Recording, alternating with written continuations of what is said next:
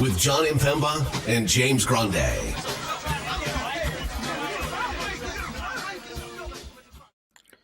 What's going on, FA Nation? Jon Impemba here with James Grande. Welcome to the Fantasy Alarm NBA DFS show. We got 5 games here on a Tuesday. Some pretty interesting matchups here on the slate. Denver versus Indiana. No Tyrese Halliburton here.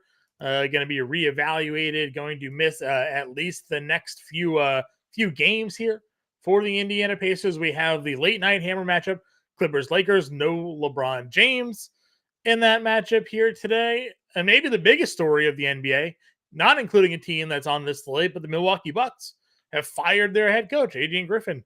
There's going to be some changes there. Apparently, Doc Rivers is a name closely linked to this job and likely will become the next head coach of the Milwaukee Bucks here. We know, of course, the Bucks have had their struggles defensively on the season. They, again, had just played back-to-back competitive games against the Detroit Pistons. Maybe that was an indication or reasoning for the firing of Adrian Griffin here. But some big news across the NBA and, of course, a lot still to get to here tonight.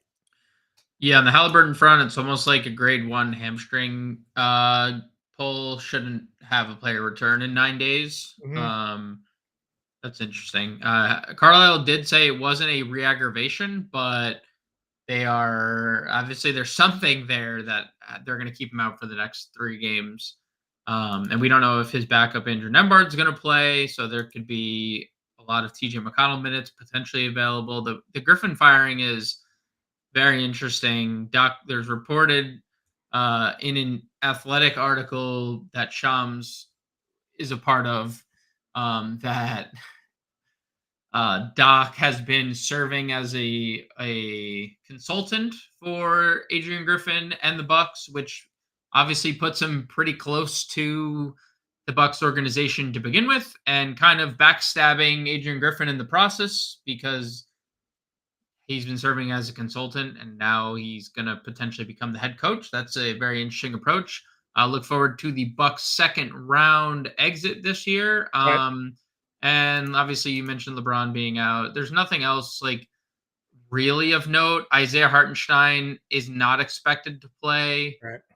That's really been the only other news, and we're obviously waiting on the Nembhard news. So that's the only other stuff that's Chris Dunn downgraded midday with an illness. Which is great because we, talked Keontae George kind of getting his minutes cut down a little bit and should have that availability with Dunn if he does not play to see a bit more playing time. Of course, Sexton and Clarkson, big guys as well. Welcome everybody who is into the show. Albert popping in here into Prince as well on time today.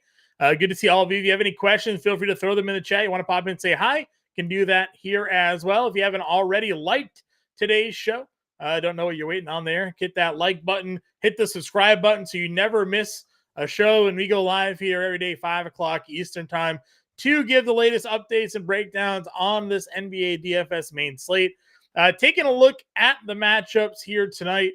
Got IC3U and Cam the Man popping in. What's up, both of you guys here this afternoon as well. Thanks for joining us all. Looking at the matchups, Denver, Indiana, even with Tyrese Halliburton out, Pacers only a 5.5 point home underdog at 237.5 game total here. Interestingly enough, when we talk a lot about these like home road splits and against the spread records, Denver Nuggets on the road this year, 19-25 against the spread. They're 8-15 against the spread. So not great. 13-10 overall on the road, but they're 19-25 against the spread overall, 8-15 against the spread on the road. So Denver playing some competitive games here, even though they have Nikola Jokic, Jamal Murray. Indy a 5-point home underdog here. They're 12-8-1 against the spread at home.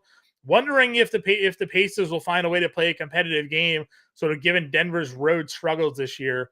Knicks Nets are getting 4 points at home. That's a 223 game total. Utah, New Orleans up to a 7-point home favorite. 240 total there. Portland, OKC's a 13.5 point home favorite. 233 game total. Then our last game on the slate, Clippers are up to a 9.5 point home favorite. That one's got a 235 game total. What are your thoughts when it comes to the ATS records and the home run records here, James? I've been laughing since the words Denver struggle on the roads came out of your mouth after they just beat Boston in Boston. It's true. It's just funny, like how things just like that can play out because like they're the defending champs. They've been better at home historically, just given like that home court advantage that they have built in with like teams traveling there. And then they go and hand Boston their first loss at home. Like Yeah. loss, like not ATS, like first out. Boston was 20-0 at home this year. And Denver beats them in what was like probably the best game of the year in terms of like just pure basketball. But I mean, yeah, I mean that should be a fun game. Like we've seen, even without Tyrese Halliburton, Indiana's defense and pace is still bad and good, respectively. The New York Brooklyn game, very fun from one side, very hard to predict on the other. Utah New Orleans is a banger.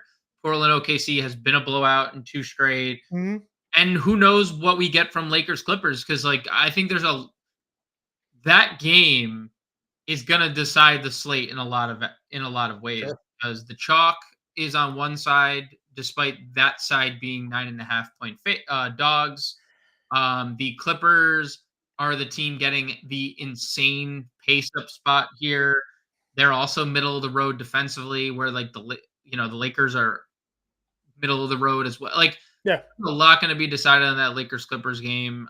2 hours after the last game starts. 2 hours after every other game starts. So there's a lot of interesting things at play here. Nothing too crazy in terms of spreads other than like Portland OKC. I noted it. Yeah. Like Portland's been blown out twice in this matchup. Didn't have Ayton in one of them. Didn't have Simons in one of them. Didn't have Brogdon for either. They had all those guys last game. They still got blown out by the Lakers. And the Lakers are not as good of a team as OKC. So that's obviously worth monitoring. But fun slate overall for 5 games. Yeah, 100%. Appreciate you all popping into chat again. Dwayne in here as well. Toronto Dave popping in. Cam the Man says, happy National Colin Sexton Mispriced Day. We talked about that on the show this morning. We'll definitely be hitting on it because it is something to mention. I mean, listen, Utah on the road, we've talked about their home success. Pelicans been pretty good defensively this year, they're also a pretty good home team, but Utah's current form, Colin Sexton's current form, sometimes those things like just don't matter. So we'll get involved there. I also like a Colin Sexton point prop tonight. It's at 20.5. I kind of like the over on that one. Both my sleeper and underdog pick'em articles are live on site. You can check those out there as well. See where I'm at with a couple of player props here this evening, and we'll hit on those as we hit the players as well. Let's jump into this though. We go position by position here. Point guard spot SGA is 10K, which is not also a low price tag for what he is capable of doing. But as we pointed out, in 2 games this year, they've blown out Portland by like 30 points in each game. And he's only averaged 21 minutes a game because of it. Do you think Portland has any chance of being any more competitive tonight to get us 30 minutes on SGA here? Your guess is as good as mine. I thought it was going to happen last time they lost by 70. So Sure. That was the second leg of a back-to-back. This is the front leg of a back-to-back for both teams. We know OKC runs a massive rotation on front legs of back-to-back, so they're going to play 11 guys, right? We're going to see Micic play probably double figures minutes. We're probably going to see Aaron Wiggins play double figures minutes, Kendrick Williams, like all those dudes. SGA is too cheap, flat out. 10K, too cheap. If there's any chance that this game does stay competitive, you're getting SGA at a massive discount. He's not going under-owned, so, he's 20% rostered. When you're talking about the guys that are priced over 10K, he is right behind Anthony Davis. He is higher owned than Nikola Jokic. So that's how the field thinks about SGA tonight.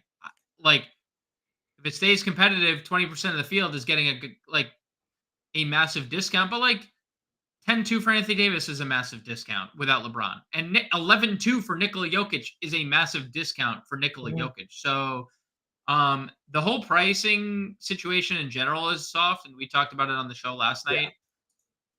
So if you want to play SGA, but it obviously comes with massive risk that you're not getting a fourth quarter. You might be getting 2.5 quarters out of SGA. So I was going to say, we talked about it. If we get 3 quarters, I mean, at 3 quarters, he might go for 70, given the way he's performed against Portland this year, putting up 42 fantasy points in 20 minutes in the 2 games. As we work our way down, though, some really good guards and some good spots. Brunson, Murray, Harden included in that range. D'Angelo Russell at $6,500. Talk to me about this mid-range of point guards here, James. So Brunson's obviously coming off back-to-back 60s if you want to get to Brunson. No problem there. Pretty good matchup against Brooklyn. Decent game environment overall. James Harden, same thing, like has a ceiling. I have really honed in on Jamal Murray today. And like, there's not a lot of ownership coming towards Jamal Murray. It's a really good spot. If there's no Nembhard, I don't know what Indiana's going to do because TJ McConnell's just too small for Jamal Murray, especially with like Murray's ability to put people in the post. Like Jamal Murray's one of the best post-up guards in the NBA. Like always in the post, always move. And what has Jamal Murray done lately, John? 39, 37, 38, 36 minutes. Any limit that Jamal Murray had been on previous to this point, all gone, right? So I love Jamal Murray here. Like 8,400's obviously tied for the most expensive price he's been all year, but there's 50 plus fantasy point upside here. Yeah. The shot attempts are all the way back, 23-21. The minutes are all the way back. I'm like, some of these games, like last game, 7 of 23, but 39 minutes is the most important part, I think, there, and the 23 shot attempts, obviously. So give me all the Jamal Murray we can handle. No Halliburton, possibly no Nembhard. The matchup is just excellent. So I like all 3 of those 8K guards. Like no problem getting to any of them. I just think I rate Murray up number 1 of the 3. Sure. Mentioned obviously that 8K range. Are we still in on D'Angelo Russell here tonight? If you're not, you're gonna be up against the field because D'Angelo Russell is one of 4 Lakers just getting massive ownership tonight. Rui Hachimura is the highest rostered player of the slate, at least projected as of now. Reeves second, D'Lo third. Yep. Currently, the way my roster is constructed, I have Reeves playing over Russell. That's just how my current build played out because I'm only playing one lineup tonight. Obviously, no problem getting to D'Angelo Russell. When you look at the last 5 games, when he re-entered the starting lineup, one of them came without LeBron. He scored 39 actual. Yep. That was against Utah, who's number 1 in pace right now. But over the last 5 games, 36 minutes per game, 56, 54, 100 splits. That is absurd. Seems decent. 27.6 assists, 2 rebounds, 44 fantasy points per game. Still $6,500. So like, if that's a version you get for Russell, I'm dead, right? Like I'm just gonna flat out say, like I'm. So like I have been trying to manipulate my lineups to get D'Angelo Russell, and obviously he's a great play. Now there is like a caveat to this whole thing. The Clippers are really good. They're 8-2 their last 10 games. They play at the 3rd slowest pace in the month of January. The Lakers are just not going to get naturally as many possessions as they would, right? And so you obviously have to take all that into consideration. His blow-up game without LeBron came against the fastest team in terms of pace in January. So like, it's twofold. Also, like, depending on your position and depending on like how you want to use everybody else. Like I'm playing Colin Sexton tonight. Sure. We've made that clear. Our chat has made that clear. Icy through Sexton near 100%. Cam the man, happy national Colin Sexton mispriced, even though that's every day at this point. Yep. Colin Sexton, here's his last 9 usage rates. Okay, these are the last 9 games: 30.8, 30.1, 35.4, 26.5. Wow, that sucked. 31.5, 34.9, 31.2, 32.4, 30.1. Why would we not play 6,200 Colin Sexton when every night he's giving you a 30% plus usage rate, 20 plus points every single, like you as you've alluded to. Yep. It seems like everybody's actually playing both. So yes. It's not, you don't even actually need to pick. I think you're mentioning there like Jamal Murray is kind of your pivot off of that, Correct. right? Like Correct. if you're not eating the chalk, maybe you go up to Murray there because 30+% of the field is plugging in Russell, Sexton, and Reeves. Hachimura And tonight. Austin Reeves. And Right, and Austin Reeves, who's also point guard, shooting guard eligible, right. right? So like so if you played Reeves, if you just went chalk and you plugged Reeves, Russell, Sexton, Yeah. you have one potential other spot for a guard, right? Like Jamal Murray Yeah. is your guard or util spot, or like point guard util. You're not playing him. Well, you're not playing Murray in the util because Right. you're playing. So now you've essentially wiped out. I've wiped out every spot if I'm playing all of them plus Murray, where I don't have flexibility. Let's say if like I'm using Davis at forward, and now I can't pivot to like Vanderbilt if he's starting, or if there's late news where Vanderbilt, who's not playing or probable, is now ruled out, and I wanted to pivot to Torian Prince, who's much less owned than obviously Rui Hachimura. So like, I'm just making a decision. I'm playing a lower to get different somewhere. I've played Jamal Murray basically over D'Angelo Russell. Sure. I do have D'Angelo Russell over 2.5 3-pointers as one of my props here today. Just the volume of shooting he's taken from 3-point range over the last 5 games since he's re-entered the starting lineup. Now you add in the fact that there is no LeBron James. There's probably going to be some more early shot attempts. Plus, they're 9.5-point underdogs in this game. Yep. He might just start chucking from 3 to keep them in if they start falling down. So willing to give them that look there with the over 2.5 3-pointers this evening. Working our way past Sexton, do you have any interest in these other guards in this 5K range? I mean, you mentioned Reeves. Obviously, he's point guard, shooting guard at 58, but there is McConnell down here at 55. There's Nembhard, 53. There's the Portland guards in this range. Dinwiddie. What are we thinking here? So Reeves is interesting for sure. I get why the field's getting there. No LeBron, no Gabe Vincent this year. Austin Reeves has the second highest usage bump on the team, higher than Anthony Davis, only behind D'Angelo Russell. And it's bumped to 24.4%, 1.15 fantasy points per minute for Austin Reeves this year. Super solid numbers. And he's obviously $700 cheaper than D'Angelo Russell with a little better eligibility. That's why I found it easier to get to Austin Reeves personally today while playing Sexton and Jamal Murray. So I have a lot of interest in Reeves. An obvious pivot would be to Cam Thomas. Seemingly has settled into a pretty steady role offensively. Today, good luck. We'll see. Yeah. Good luck figuring out what Jock Vaughn's thinking on a day-to-day basis. But 27 plus minutes in 4 of the last 5. Obviously, the one where he goes 2 for 7, 22 minutes was a terrible feeling. But 20 actual points in the other 4 surrounding that game with 30 plus fantasy points twice, or one going for 46 fantasy points. So if you think Cam Thomas can keep that kind of role, then he is definitely a nice pivot in tournaments. The McConnell thing is interesting. If Nembhard plays, I'm worried that McConnell plays any more than he did the other day, even if he starts, because I saw the Rick Carlisle post-game interview basically saying he was taken off that floor because of the size that Phoenix had in their backcourt. It's the same size with Denver. I mean, Jamal Murray's a 6'4" point guard. KCP's a 6'5" shooting guard. Like, that's not going to get any better for TJ McConnell. So I would really need Nembhard to be out to really have much interest in McConnell. Now, that could obviously come to bite me because we know how good TJ McConnell can be on a fantasy point per minute basis, but I almost have more interest in Andrew Nembhard than I do TJ McConnell here, despite McConnell showing us time and time again that he's been the better fantasy point per minute guy. I'm just not confident on his minutes if Nembhard's in. Well, Dwayne, I would love to hear what your crazy take is here tonight, that you're willing to risk it. That's what I want to know. That's where I'm curious to see. But it is a no risk it, no biscuit. We'll try it tonight, fellas. Okay. Yeah, I would like to know that as well. Like, know what you're thinking about. You playing some like Jordan Hawkins here this evening? Like, what's your go-to?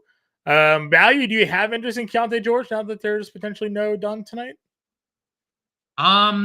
I would like to see what the starting lineup looks like, because you like what Utah doesn't necessarily need to put a point guard on the floor. If they have Colin Sexton. They could just like start Agbaji or start insert Do you not. think they go that route though? I mean, given the way they've ran their offense this year. I don't know. I don't know. I guess it TBD.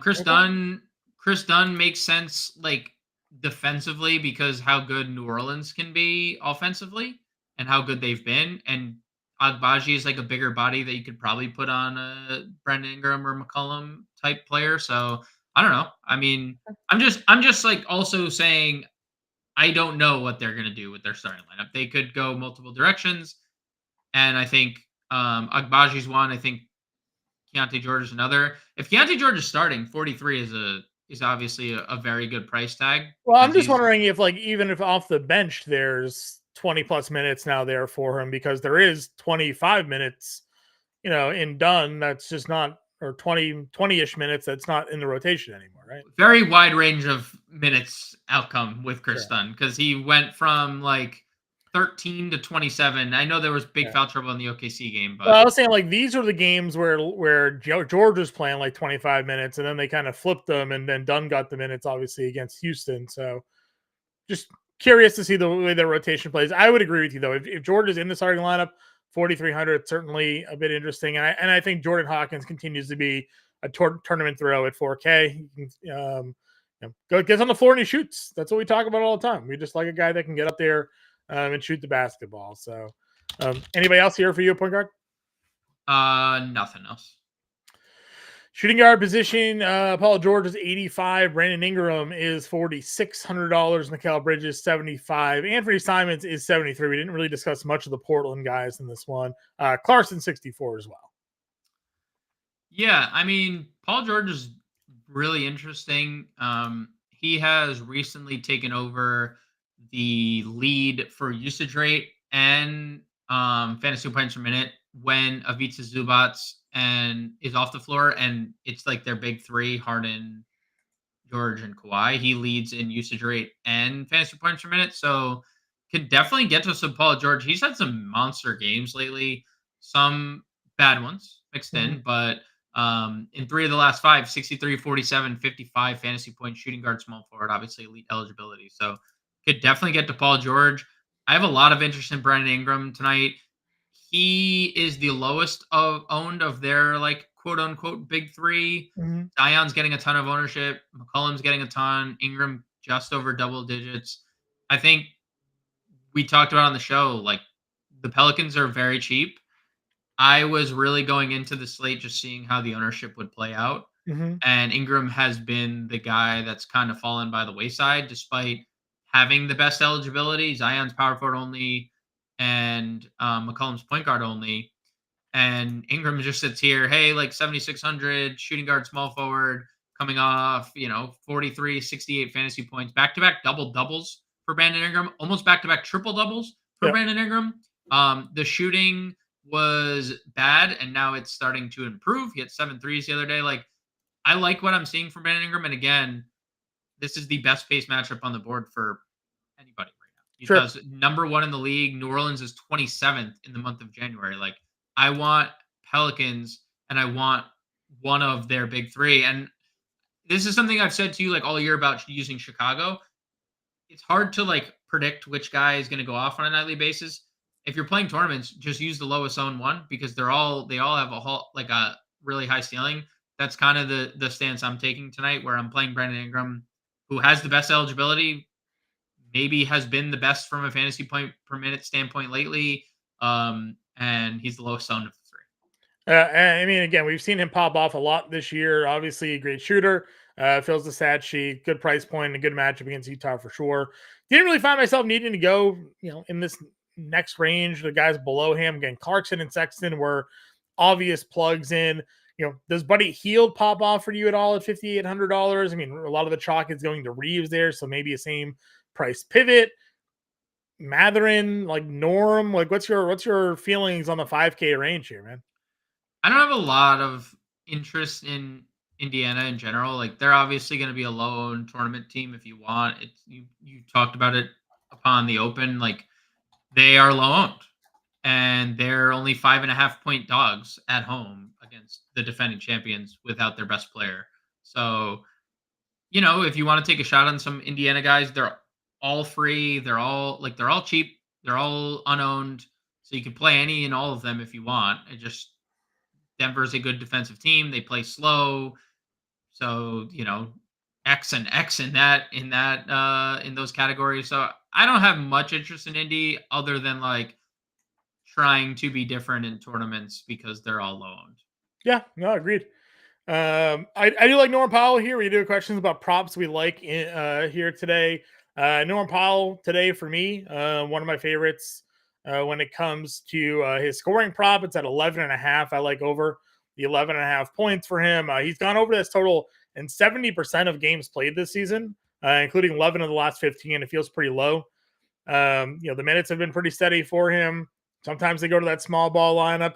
Even in blowouts, if you remember, we've watched games where they've been up big and like he's on the floor closing out games with scrubs. So, I mean, I don't mind the Powell play here at $5,200, just knowing what he's capable of doing when he gets on the floor.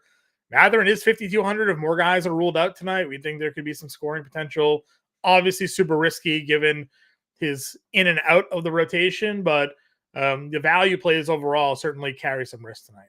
Yeah, I have little to no interest probably in either of those guys at 52. I think they both have some type of ceiling, but like I don't personally like this tier all that much. I think you can find better and chalkier value, quite honestly, in other places that you don't even need to really dip your toes into potentially guys playing like 19 to 24 minutes Sure. at a 5K price tag.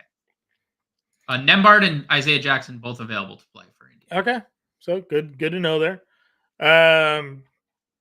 Moving on over to small forward here, Kawhi's 86. We talked Paul George already. Lauri Markkanen at 81 feels like a really good price given the way he has performed.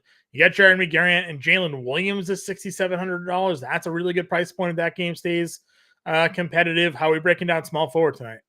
I wish I could have more, like the most conviction I've ever had on a player than Jalen Williams at 6,700.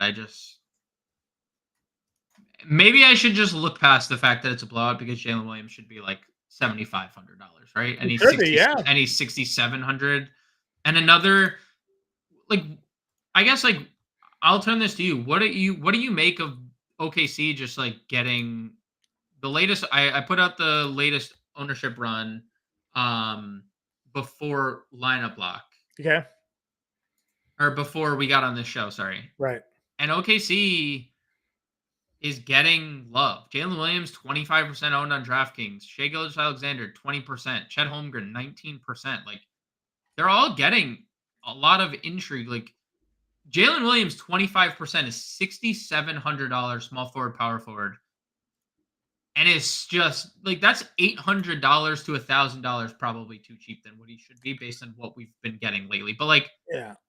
I think it has to do with just the performances these guys have had in those limited minutes anyways. I mean, Jalen Williams is averaging 40 fantasy points in 19 minutes against them, right? Like, he had played one game, played 19 minutes, had 40 fantasy points. We know what SGA has done in his 21 minutes against them. And then they're just assuming, okay, maybe with Malcolm Brogdon healthy, maybe with DeAndre Ayton healthy, maybe with Jeremy Grant healthy and Anthony Simons, this game isn't a 50-point blowout because those guys have missed the majority of these games. I don't think they've had them all together yet for one game. No.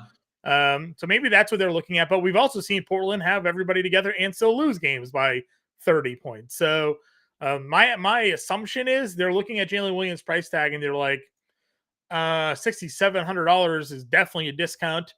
It's an easy matchup. And if Portland has everybody together, maybe they may hang around for 2.5 quarters, 3 quarters, and Jalen Williams plays 25 minutes and not 19 tonight, or maybe he gets to 30 and not 20. So that's my assumption here with the OKC rostership.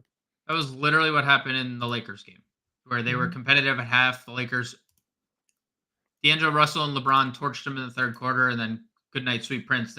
Nobody came back in the fourth quarter. Like it was curtains. So that's the struggle, because I think again, like 25% Jalen Williams at 6,700 is so good. Like The field being 25% on Jalen Williams makes me really scared not to play him, because if this game is competitive, he's going to give you 50. He's giving you 50. I'm gonna popcorn machine the Thunder rotation here and see when like Jalen Williams comes off the floor. So Jalen Williams, he's an early sub, and then he starts the second without SGA. yes, I'm a Jalen true. I got the rotation. You got it out. Yeah. He plays basically most of the second quarter. Gets subbed out briefly for like a 2-minute sample and plays almost 10 minutes in that second quarter. Starts the third, but doesn't finish the third, which is where you can get a little iffy, right? Yeah, because then it's 25 minutes instead of 28 minutes, or 24 minutes instead of 28 minutes. Yep. Right, because if he's not out there to finish the third, he may never come back on the floor. Yep, and that happens. That's why it becoming more and more like apparent, like you want to play guys with that first quarter, first sub almost, or like an early sub, finish the quarter, or guys like SGA who play the entire third quarter of games. Tire first, tire third. Joel Embiid, tire first, tire third. Like Donovan Mitchell, Devin Booker. Yep. Get them out there, play the whole quarter. Don't have to worry about them sitting the fourth because you just got 12 minutes out of them in the third there.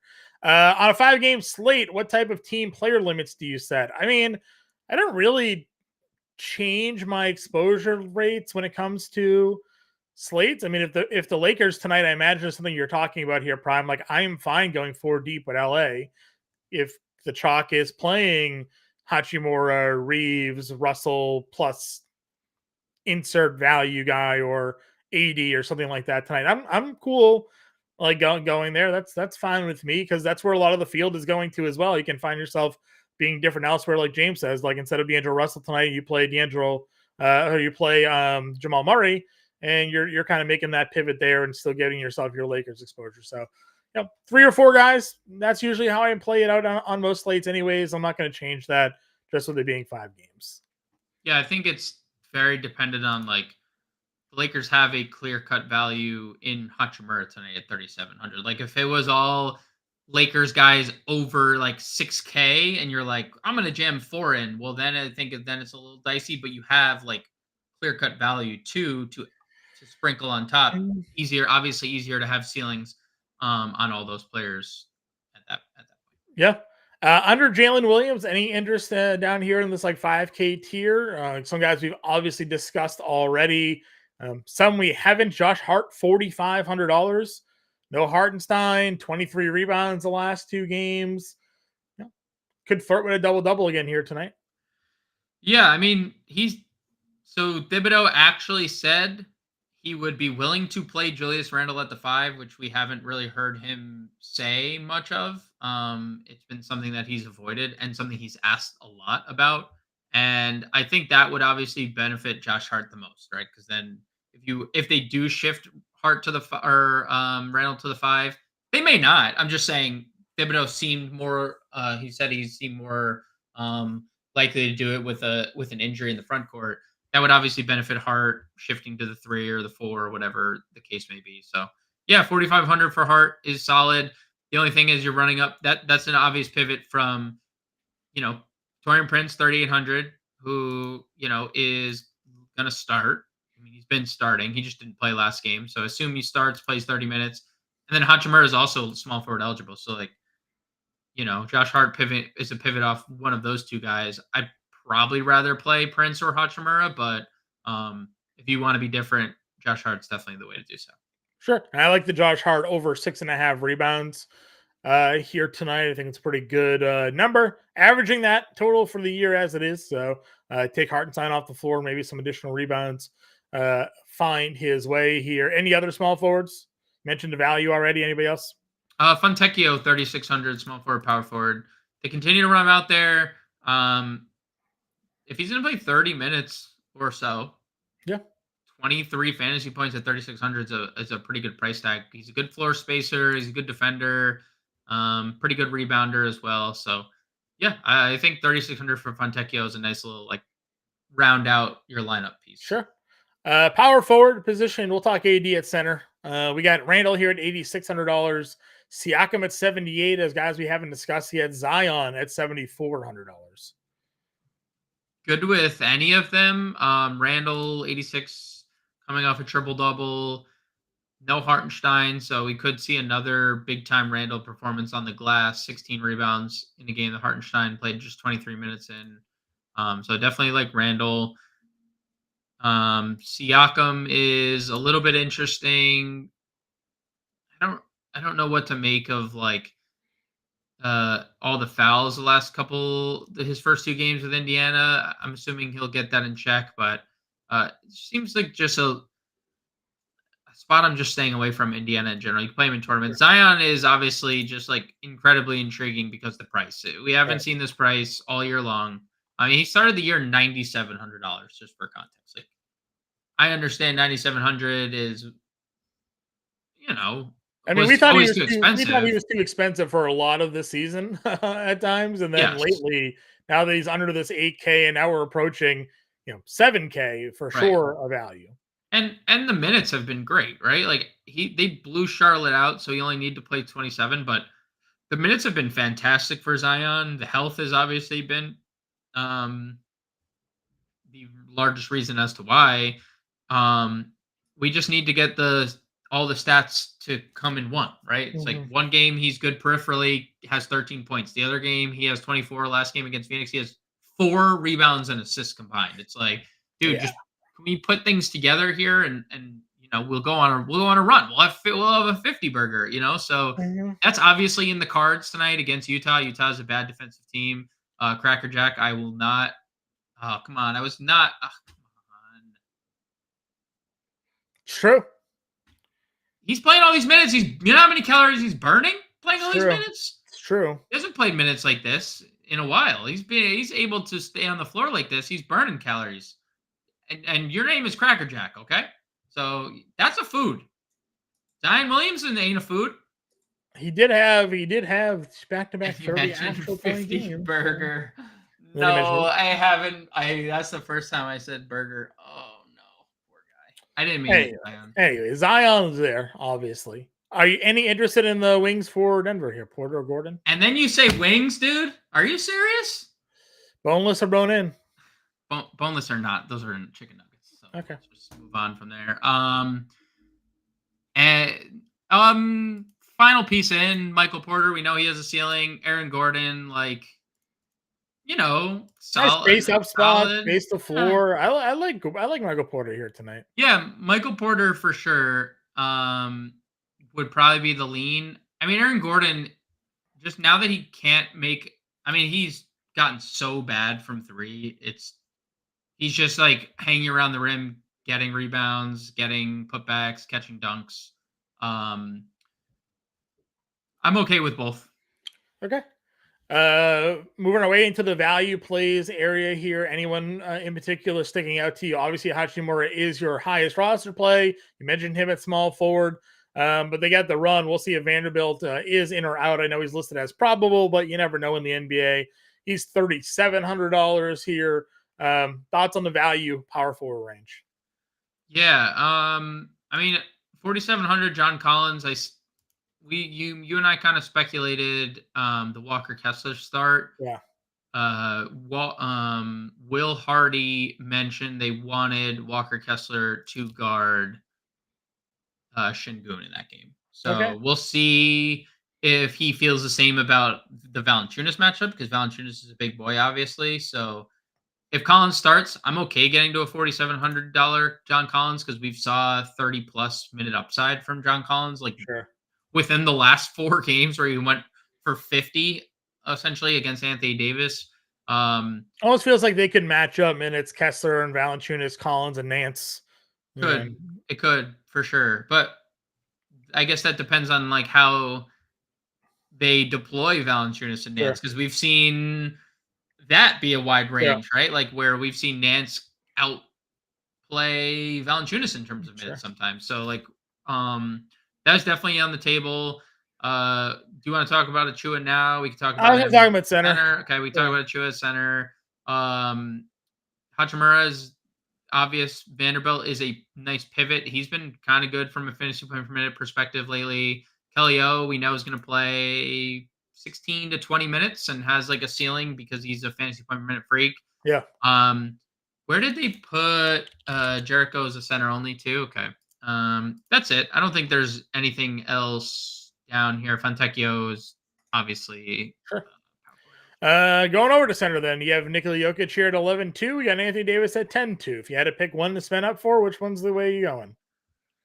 I mean, you know, that's an unfair question.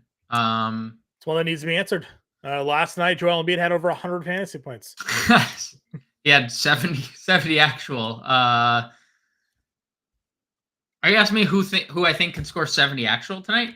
Is that what you're asking? Yeah. I mean, do you think Nikola Jokic sees what Joel Embiid did and Karl-Anthony Towns both did last night? And they're like, huh, okay. Like, bar has been set, you know? I don't think Nikola Jokic has a TV, so no, I don't. I'm not sure Nikola Jokic has internet at his house. Okay, he's coming off of 42 actual, so it's not like he's playing 4. I mean, 80 is 1.6 fantasy points per minute, essentially, without LeBron and Vincent. Yeah. That's exactly where Jokic sits with Jamal Murray this year. So if you take that for what it's worth, Davis and Jokic are similar fantasy point per minute guys. One is $1,000 cheaper. One is playing without their sidekick. One is playing with their sidekick. One has multi-position eligibility. So I know Jokic has the check mark in the matchup department because his matchup is definitely better. But AD also does have Mason Plumlee / Daniel Tice / potentially small lineup if the Clippers wanted to go that route. So I will go Anthony Davis, not a slight at Jokic. You can 100% get to Jokic, and he is a fantastic play. But I'm going to lean Davis, and that's my final answer. Playing them together, it's 4,700 a position. So easy to do. Honestly, it's an easy thing to do tonight because you're plugging in that lineup. You're plugging Rui Hachimura, you're plugging Precious Achiuwa, and then you're just kind of like moving on from there. I don't think it's like Achiuwa actually having power forward center eligibility helps as well. You can plug him into the forward spot. Last night, obviously, the winning lineup had both Luka, Embiid, and Karl-Anthony Towns in it. So double spend with a mid-price Towns who popped for 60 actual there as well. Prime wants to know, is Max Christie in the play here tonight? That's not a guy I generally find myself getting to. So, I mean, there's like obviously slightly bigger ceiling on minutes, but you also have to factor in the Max Christie played 22 minutes last game in a blowout 1 and 2 Taurean Prince didn't play. So now, if this game is competitive, Max Christie's in the rotation, but Prince is back. Hachimura is slated to start. Prince being out would have helped, I think, Christie more. He's got to deal with Reddish being back, Prince being back, Hachimura is there, and Vanderbilt's all there. Like, it's just a lot of guys for him to kind of win through to get the big minutes. So out on him for me personally. After the top 2, I mean, the mid-tier guys are fine if you wanted to get to them. Like, I don't have any problems playing Holmgren or playing Claxton tonight or Ayton tonight, something like that range. But you mentioned the value. A lot of people are playing Precious Achiuwa tonight at 4,200. Yeah, so they're going to start Jericho Sims. That has basically been announced. Hartenstein hasn't officially been rolled out, but they said it's unlikely that he's going to play. Sims is going to start. We saw Sims start 1, 2, 3, 4, 5 games earlier in the year. He lost his job to Hartenstein. and then got hurt and then lost his job to Hartenstein. His 5 starts were 20, 17, 17, 18, and he got hurt in the last 3 minutes. So like somewhere between 17 to 20 minutes is what it seems like Jericho Sims is going to play. Now, that was with Isaiah Hartenstein, who Thibodeau is clearly comfortable playing big minutes. Right. I don't know. We don't know if he's necessarily comfortable playing Precious Achiuwa yet. He played 25 minutes in a blowout win against his old team. I was doing some research on Precious Achiuwa today. His defensive rating career is higher than his offensive rating. Really? Yeah. So Precious Achiuwa has not been necessarily the best offensive player when it comes to the numbers. He's never really been given a good opportunity, but obviously His size probably has a little bit to do with Yeah, that. and I think that's my thing when it comes to like what Thibodeau could do, but also like his options are extend Sims, play Julius Randle at the 5, or extend Precious Achua, right? Like Yeah. he's down 2 centers. He doesn't have like many options. So I understand the chalk, and I'm perfectly fine getting to Chua, especially because you can, like you mentioned, he's not this isn't handicapping your lineup where he's Right. center only. You can play him at multiple positions. I think that obviously helps. It is just something to monitor. Like if this situation were to happen again, is Thibodeau comfortable playing Precious Achua in a competitive game like big minutes? Because we don't have that answer. He's a new piece of the team that has largely been limited outside of the game that Hartenstein got hurt and there was a blowout in. So I think he's gonna get the lion's share of the run. If you wanted to, Mason Plumlee's $4,200 too, John. So Yeah. the field is playing Mason Plumlee. You have to like the assumption behind Plumlee is that they need a big body against Anthony Davis, right? Like that's just what people are assuming. It's like, well, they can't go that small ball lineup against Anthony Davis, right? Mm-hmm. Right?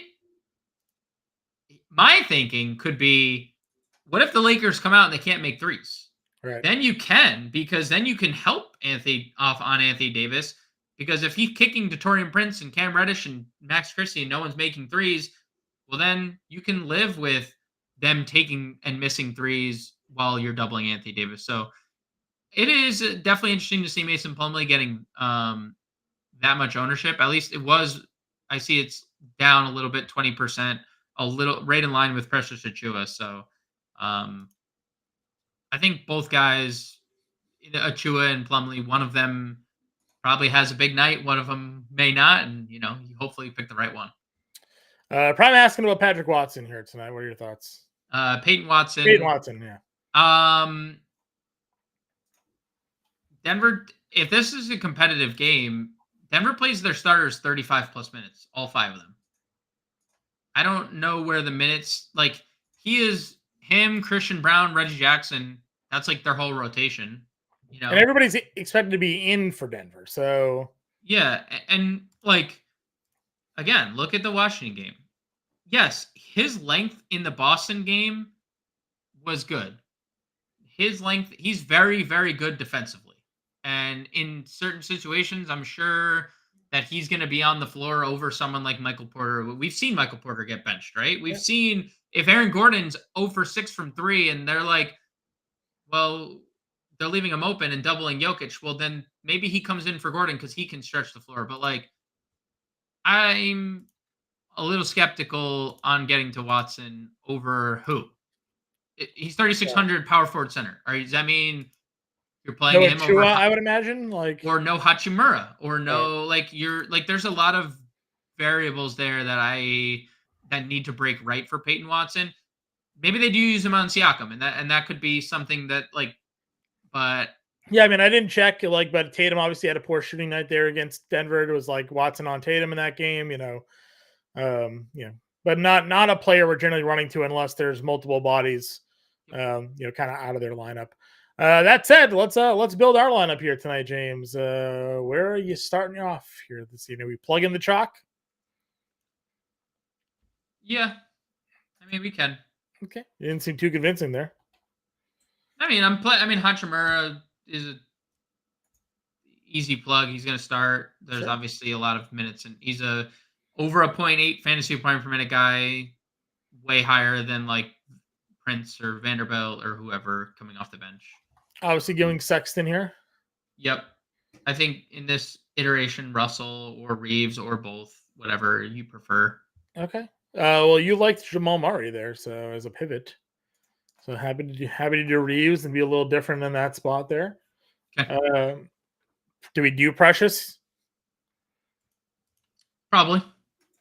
He's cheap, Just plug AD in at center.